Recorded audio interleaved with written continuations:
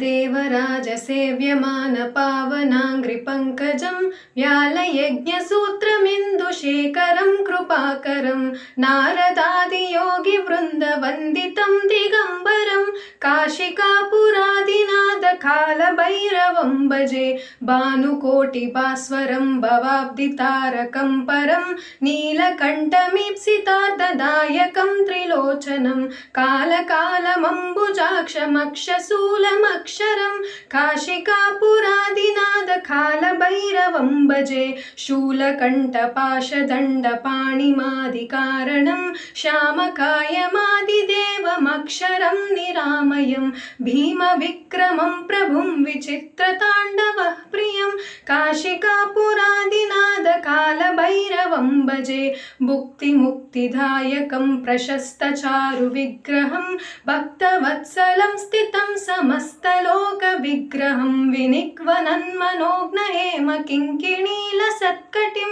काशिकापुरादिनाथकालभैरवं भजे धर्मसेतुपालकं त्वधर्ममार्गनाशकं कर्मपाशमोचकं सुशर्मदायकं विभुं स्वर्णवर्णकेशपाशशोभिताङ्गमण्डलं काशिकापुरादिनाथकालभैरवं भजे रत्नपादुकाप्रभाभिरामपादयुग्मकं नित्यमद्वितीयमिष्टदैवतं निरञ्जनं मृत्युदर्पनाशनं करालदंष्ट्रमोक्षणं काशिकापुरादिनाथकालभैरवं भजे